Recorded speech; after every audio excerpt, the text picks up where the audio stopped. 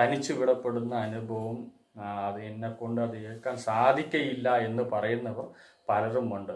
So ഈ തനിച്ചു വിടുന്ന അനുഭവങ്ങളിൽ നമ്മൾ പ്രാപിക്കുന്ന ഒരു ദൈവാനുഗ്രഹത്തെ പറ്റിയാണ് ഇന്നത്തെ മെസ്സേജിൽ നമ്മൾ കാണാൻ ഉദ്ദേശിക്കുന്നത്. ഇത് RHNShine.in വെബ്സൈറ്റിൻ്റെ യൂട്യൂബ് ചാനൽ മലയാളം വെർഷൻ ഞാൻ ഖത്തറിൽ പ്രിയപ്പെട്ട സഹോദരൻ വരൂ.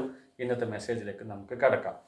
സോ തനിച്ചു വിടപ്പെടുന്ന അനുഭവം എന്ന് പറയുന്നത് നമ്മൾക്ക് ഈ കാലത്തിൽ അത് അഗ്രി ചെയ്യാൻ സാധിക്കയില്ല. എന്നാലും ബൈബിളിൽ നമ്മൾ കാണുന്ന ഒരു നല്ല വ്യക്തിയാണ് യോസേപ്പ്. യോസേപ്പിൻ്റെ ജീവിതത്തിൽ നമ്മൾ കാണുമ്പോൾ അവനൊരു സ്വപ്നക്കാരനായിരുന്നു. രണ്ട് സ്വപ്നങ്ങൾ കണ്ട് അവൻ്റെ ഭാവിയെക്കുറിച്ചുള്ള എല്ലാ കാര്യങ്ങളും പുള്ളി സെറ്റപ്പാക്കി നല്ല സന്തോഷത്തിലിരിക്കുന്ന ഒരു സന്ദർഭത്തിലാണ് പുള്ളി ഈജിപ്തിലേക്ക് കൊണ്ടുപോകപ്പെടുന്നത്.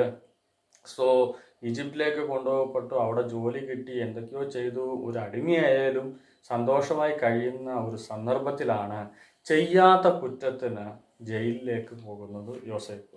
സോ യോസേപ്പ് അവിടെ പോയത് മാത്രമല്ല, അവിടെ ഒരു നല്ല പൊസിഷനാണ്, ഈ എല്ലാം ഓർഗനൈസ് ചെയ്യുന്ന ഒരു നല്ല പൊസിഷനിലാണ് യോസേപ്പ് നിൽക്കുന്നത്. യഹോവ യോസേപ്പിൻ്റെ കൂടെ തന്നെ ഉണ്ടായിരുന്നു എന്നും നമ്മൾ ഇതിനു മുമ്പ് ഒരു മെസ്സേജ് നമ്മൾ ഇട്ടിട്ടുണ്ട്, ഈ ചാനലിൽ തന്നെ ഇട്ടിട്ടുണ്ട്. സോ യഹോവ യോസേപ്പിൻ്റെ കൂടെ ഉണ്ട്, എന്നാലും അവൻ്റെ ഉള്ളിൽ ഒരു വലിയൊരു ഡിസപ്പോയിൻമെൻ്റ് ഉണ്ടായിരുന്നു. സോ ഉൽപ്പത്തി 40-ാം അധ്യായം 14-15 വാക്യങ്ങൾ വായിക്കുമ്പോൾ യോസേപ്പ് പറയുന്നത്, ഞാനിവിടെ കളവായി കൊണ്ടുവരപ്പെട്ട ഒരാളാണ്, ഞാനിവിടെ വരേണ്ട ആളല്ല, ഞാൻ ഇവിടെ ഈ ജയിലിൽ കിടക്കേണ്ട യാതൊരു കാരണവും ഇല്ല, ഞാനിവിടെ ഒരു തെറ്റും ചെയ്തിട്ടില്ല, എന്നെ കൊണ്ടുവന്ന് ഇവിടെ ഇട്ട് എന്നെ കഷ്ടപ്പെടുത്തുകയാണ്. സോ നീ നല്ലോണം ഉയർച്ചയിലേക്ക് പോകുന്നു. ഒരു 3 ദിവസത്തിൽ ഒരു 2 പേരുടെ സ്വപ്നത്തിനുള്ള എക്സ്പ്ലനേഷൻ കൊടുത്ത ശേഷമാണ് ഈ കാര്യങ്ങൾ പറയുന്നത്. സോ ഉയർച്ചയിലേക്ക് പോകുന്ന ആ മനുഷ്യനെ നോക്കി പറയുകയാണ്, നീ നല്ല ഉയർന്നു വരുമ്പോൾ ഫറവോന്റെ അടുത്ത് ഈ കാര്യങ്ങളൊക്കെ പറഞ്ഞ് എന്നെ ഇവിടെ നിന്ന് ഒന്ന് റിലീസ് ചെയ്യാനുള്ള ഏർപ്പാട് ചെയ്യണം, നീ അത് മാത്രം എനിക്ക് ചെയ്തു തരണം എന്ന് അവൻ അപേക്ഷിക്കുന്നു.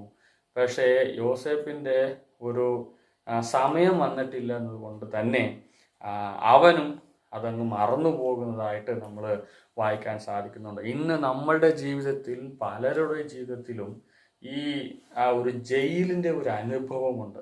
സോ നമ്മൾ ജോലി ചെയ്യുന്ന സ്ഥലങ്ങളിലാകട്ടെ, കുടുംബങ്ങളിലാകട്ടെ, അല്ലെങ്കിൽ വ്യക്തിപരമായ ജീവിതങ്ങളിൽ നമ്മൾ പോകുന്ന സഭയിലാകട്ടെ, അല്ലെങ്കിൽ എവിടെ ആയാലും ഒരു ജയിലിൻ്റെ ഒരു അനുഭവമുണ്ട്. ആ ജയിലിൻ്റെ അനുഭവം എന്ന് പറഞ്ഞാൽ നമ്മളുടെ കാര്യങ്ങൾ മറ്റവരോട് പറയാൻ സാധിക്കയില്ല, അല്ലെങ്കിൽ നമ്മൾ പറഞ്ഞാലും അവർക്ക് മനസ്സിലാകുന്ന സ്ഥിതിയിലല്ല. പിന്നെ നമ്മളുടെ പ്രശ്നങ്ങൾ അവരോട് പറയുമ്പോൾ നമ്മൾക്ക് എങ്ങനെയെങ്കിലും ഒരു വിമോചനം കിട്ടുമെന്നല്ല, ഒരു നല്ല ഒരു ഇതിലാണ് നമ്മൾ പറയുന്നത്. പക്ഷേ സഹായിക്കാൻ പറ്റുന്നവർ പോലും സഹായിക്കാതെ നമ്മളെ കൈവിടുന്ന ഒരു അനുഭവം പോലും നമ്മൾ കാണാൻ കഴിയുന്നുണ്ട്, നമ്മുടെ ജീവിതത്തിൽ അനുഭവിക്കുന്നുണ്ട്. സോ ഇങ്ങനത്തെ സന്ദർഭങ്ങളിൽ നമ്മൾ മനസ്സ് നുറുങ്ങുകയാണ്. ദൈവത്തെ വിട്ട് അകന്നു പോകാൻ കൂടി പലരും അതിനുള്ള കാരണങ്ങളായി തന്നെ കാണുന്നു.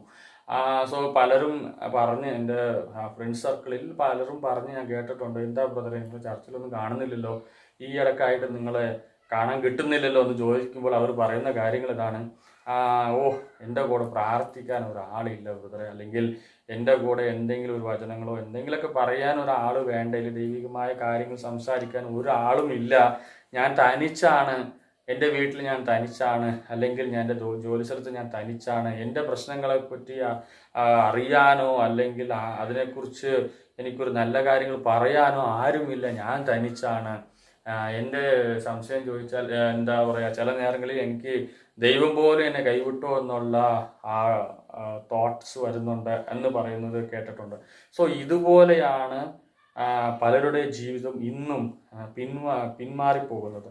സോ യോസേപ്പിൻ്റെ ജീവിതത്തിൽ ഇങ്ങനത്തെ ഒരു അനുഭവം യഹോവ കൂടെ ഉണ്ട്, എന്നാലും തൻ്റെ ആഗ്രഹം, ഹൃദയത്തിൽ ഉണ്ടായിരുന്ന ഒരു ചെറിയ ആഗ്രഹമാണ് ഈ ജയിലിൽ നിന്ന് എങ്ങനെയെങ്കിലും ഞാൻ പുറത്തു വരണം. ഞാൻ ഇവിടെ വന്നെങ്ങനെയോ പെട്ടു, അത് എൻ്റെ വേറെ വഴിയില്ല, എൻ്റെ സമയം അങ്ങനെ ആയിപ്പോയി, അതുകൊണ്ട് ഞാൻ പെട്ടു.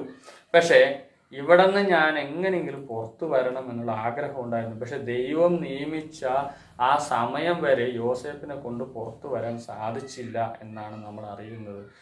അതിനു വേണ്ടി തന്നെ രാജാവിൻ്റെ ഉറക്കം കെടുത്തുന്ന 2 സ്വപ്നങ്ങൾ കൊടുത്ത് അതിന് അർത്ഥം പറയാൻ ആർക്കും കഴിയാതെ പോവുകയും അതിനു വേണ്ടി ഒരാള് ജയിലിൽ നിന്ന് പോയി അർത്ഥം പറഞ്ഞ് അവിടെ ഒരു വലിയ ആളായി മാറുകയാണ് യോസേപ്പ്.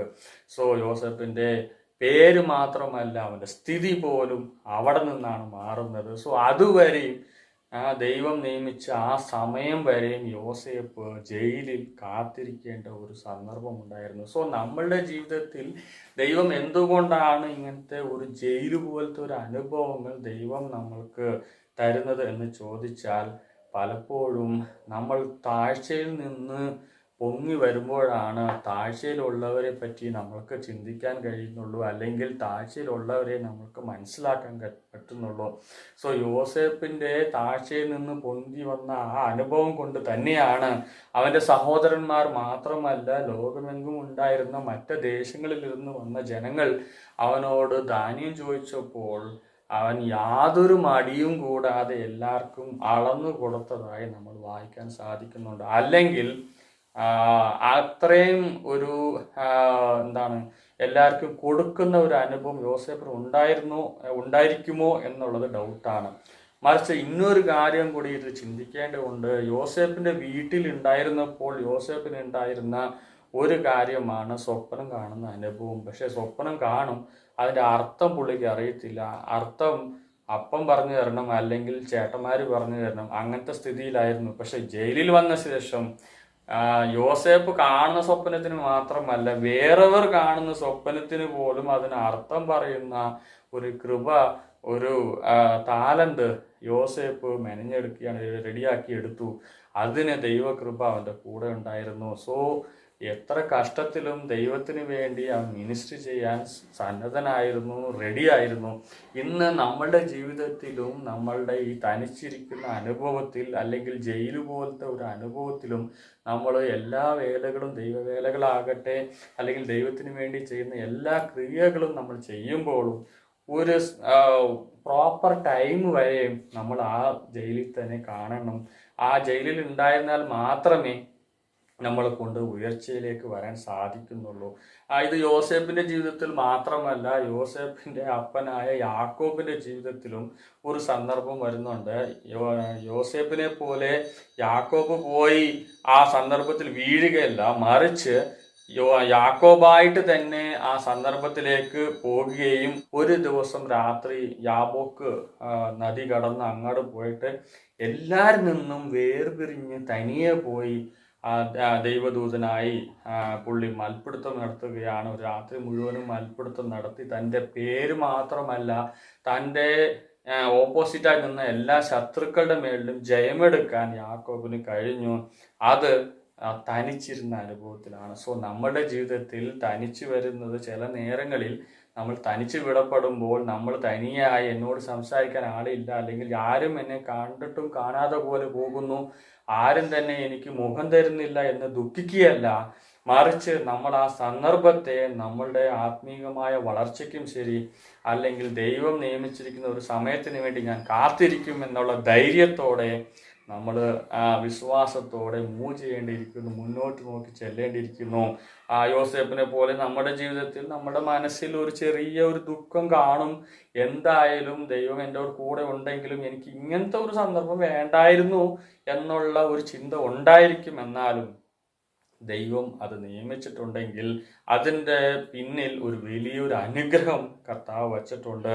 നമ്മളെ അവൻ റെഡിയാക്കിക്കൊണ്ടിരിക്കുകയാണ്. അനുഗ്രഹത്തിന്, ആ ആശീർവാദത്തിന് നേരായി നമ്മളെ റെഡിയാക്കിക്കൊണ്ടിരിക്കുകയാണ് എന്നുള്ള വിശ്വാസത്തോടെ നമുക്ക് ജീവിക്കാം. മനം തളരേണ്ട. അതിനുവേണ്ടി നമുക്ക് കാത്തിരുന്ന് വലിയ അനുഗ്രഹങ്ങളെ പ്രാപിക്കാം. ദൈവകരങ്ങളിൽ അതിനുവേണ്ടി നമ്മളെ സമർപ്പിക്കാം. ദൈവം നമ്മളെ അനുഗ്രഹിക്കട്ടെ. ഈ മെസ്സേജ് നിങ്ങൾക്ക് പ്രയോജനമായിരുന്നിരിക്കുമെന്ന് കർത്താവിൽ ഞാൻ വിശ്വസിക്കുന്നു. ഇതുപോലത്തെ മെസ്സേജുകൾ കേൾക്കാൻ araysunshine.in എന്നുള്ള ഈ യൂട്യൂബ് ചാനൽ സബ്സ്ക്രൈബ് ചെയ്യുക. ഞങ്ങൾക്ക് വേണ്ടിയും ഞങ്ങളുടെ മിനിസ്ട്രികൾക്ക് വേണ്ടിയും പ്രാർത്ഥിക്കുക. ദൈവം നിങ്ങളെ അനുഗ്രഹിക്കട്ടെ.